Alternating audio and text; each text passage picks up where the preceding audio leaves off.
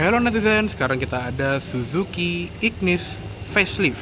Nah, jadi di eh, tahun 2020 ini Ignis kedapatan perubahan ringan ya di bagian eksterior dan interiornya. Dan ini mobil lagi kita pinjem buat di review di Kendara untuk driving impressionnya. Nanti kalau misalnya video udah tayang bisa lihat di description ya. Barengan sama ini juga nih, si MG ZS. Cuma kalau ini yang pakai Ipang, kalau ini MG ZS gue yang pakai. Yaudah, yuk langsung kita masuk ke dalam aja. Nah, perubahan yang pertama itu juga ada di kunci ya. Jadi sampai kuncinya juga dia ganti. Dia kayak kuncinya R3 yang baru. Kalau yang lama kan dia kuncinya lonjong kayak Swift gitu ya, atau SX4 S-Cross. Kalau ini udah kunci yang model kotak, dia tombol lock dan unlock. Dan dia juga ada akses keyless entry ya, atau smart entry. Jadi cukup sentuh tombol ini aja, diklik sih maksudnya ya, dia langsung bisa ngebuka dan ngunci. Dan di bagian dalam itu juga si joknya itu juga berubah. Jadi untuk yang tipe GX dia motifnya seperti ini, dia kotak-kotak, rada-rada kayak Tetris ya jadinya, tapi jadinya unik gitu ya, kayak mobil-mobil Eropa gitu. Tapi secara bahan dia masih sama, masih fabric yang cenderung kasar. Dan ada height adjusternya juga di bagian jok, ada recline dan ada slidingnya di sini, dan ada tuas buat buka tangki juga ya. Oke, yuk langsung kita masuk aja dan langsung kita starter aja ya. Kita injek rem, transmisi udah netral, dan kita kan start engine button ini untuk menyalakan mesinnya. Nah, oke, udah nyala. Yuk kita tutup. Oke, sekarang kita sudah berada di dalam Suzuki Ignis facelift. Nah, seperti biasa kita akan bahas setir. Untuk setir dia nggak berubah dari yang versi pre-faceliftnya, jadi dia masih model yang sama persis, belum dilapis kulit, dan pengaturannya juga sama ya. Dia cuma bisa tilt aja, belum bisa teleskopik. Dan di sebelah kiri untuk yang tipe GX ini juga udah ada tombolnya buat ganti track, terus volume, ganti mode, tombol info MID, dan tombol mute. Di bagian sini juga ada tombol buat angkat tutup telepon dan buat sambungan Bluetooth, ada klakson dan airbag. Di belakang setir ini juga ada tuas untuk lampu, dia sudah one touch return signal, ada switch fog lamp.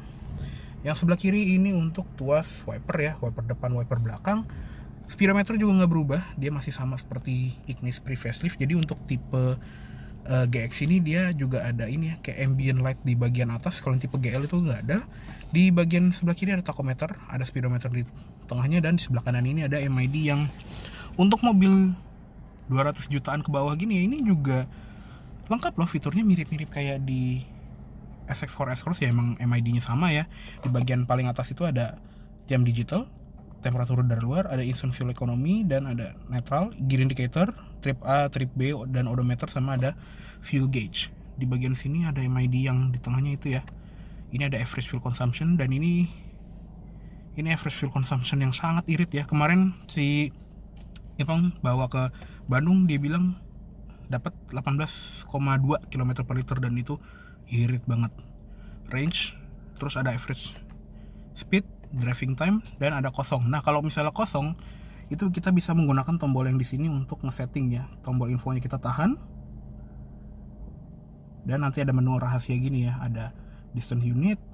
Oke, ini buat ngatur jaraknya, mau satuan kilometer atau mil, fuel economy mau kilometer per liter, liter per 100 km, MPG US atau MPG UK.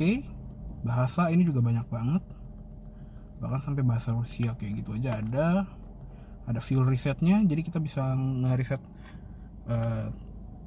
ukuran ini ya, satuan rata-rata BBM dengan cara reset yang otomatis pas dia isi bensin, atau ngikut trip A. Jadi kalau trip A di reset, si average fuel consumption juga reset, atau kita ngeresetnya secara manual pakai tombol gitu ya.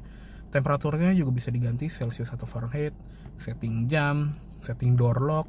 Door unlocknya mau semua pintu kebuka atau pintu pengemudi doang yang kebuka. Terus ada buzzer yang buat bunyi beepnya kalau misalnya kita lagi lock atau unlock. Settingan lampu, one touch return signal juga bisa diatur mau nyala atau enggak. Dan ada anti theft, ini kayak shock sensornya gitu ya.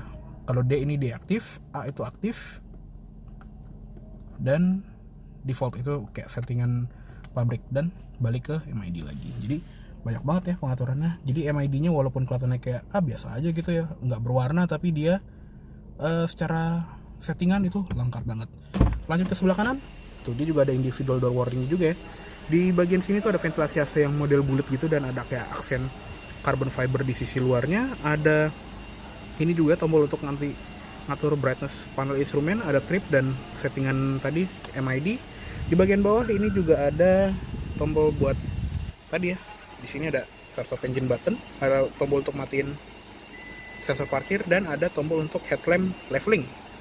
Di bagian bawah ini kosong. Untuk pedalnya juga pedalnya kayak tipikal pedalnya Suzuki gitu ya. Di sebelah kiri juga ada footrest tapi belum ada pad plastiknya gitu, dan ada tuas ini untuk membuka kap mesin. Untuk door trim juga dia masih sama, dia masih full plastik kecuali di bagian sini yang dia ada aksen metaliknya. Dan uniknya ya, kalau misalnya kita milih warna yang baru yaitu Stargaze Blue, dia itu bagian sininya itu juga ngikut sama warna eksterior. Karena ini warnanya bukan biru, jadinya dia silver aja. Jadi kalau selain eksterior biru, ininya tuh silver pegangan tangannya.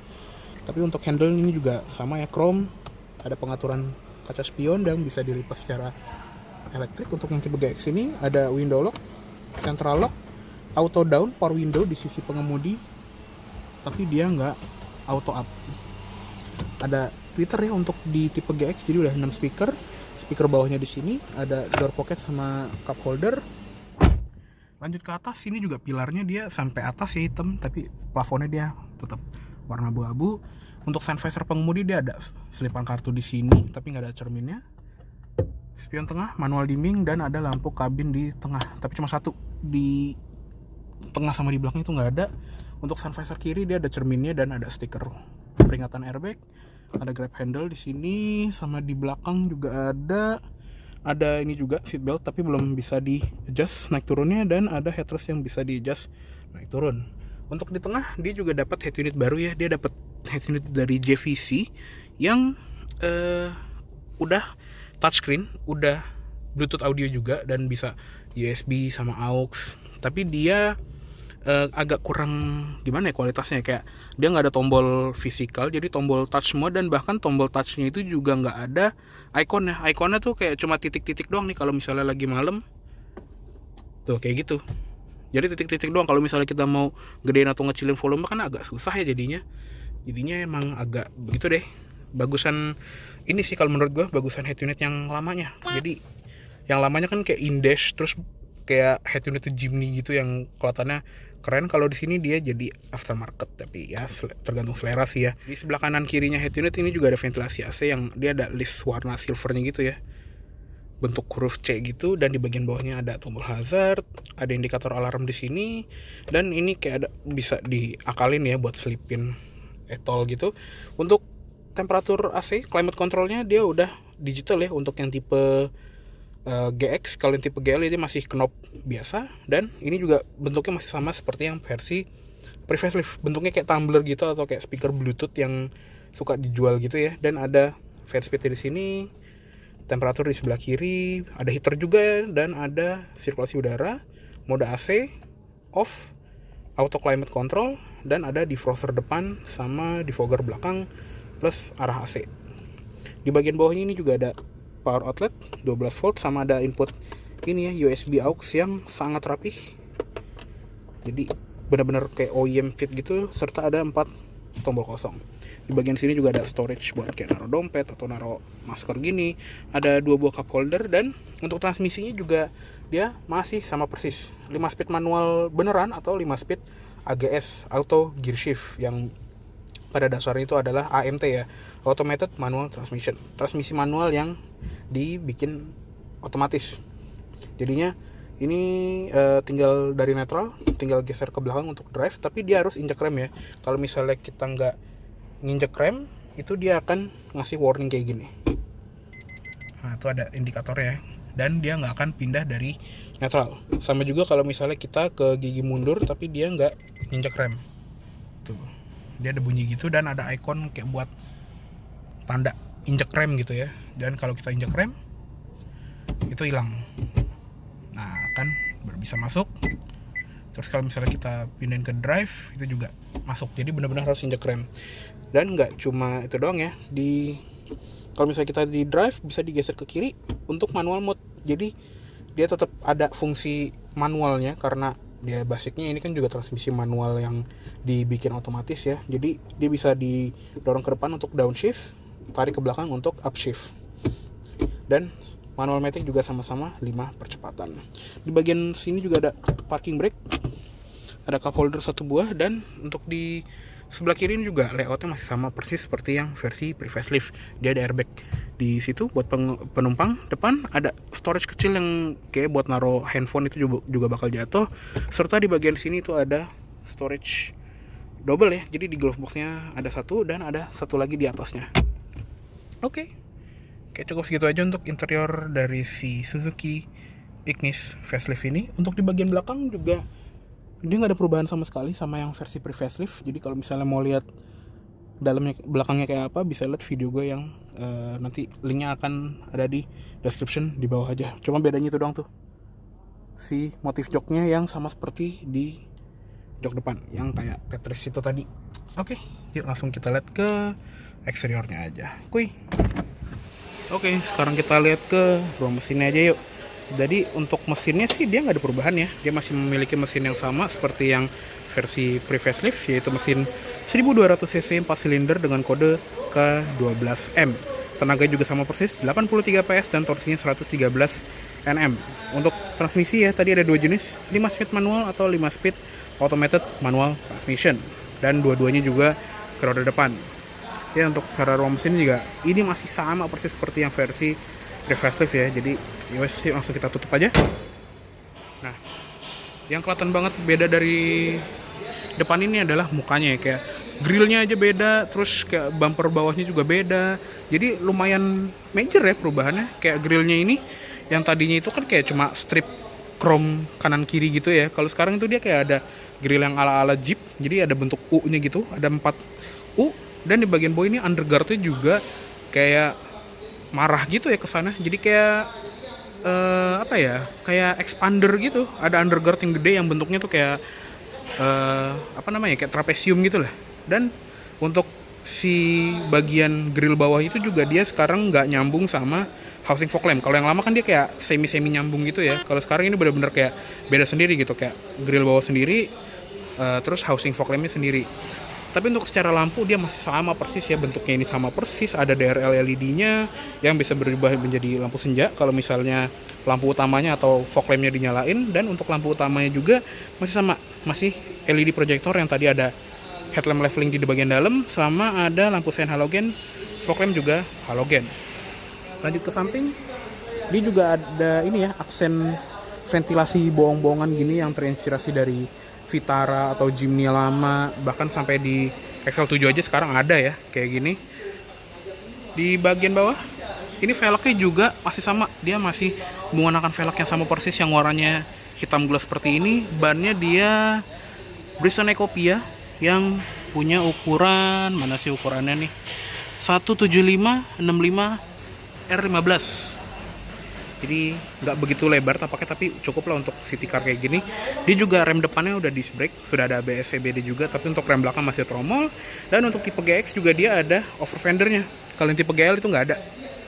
Di bagian samping sini, di cover kaca spion juga dia warnanya hitam gloss, dan ada lampu sein LED-nya juga.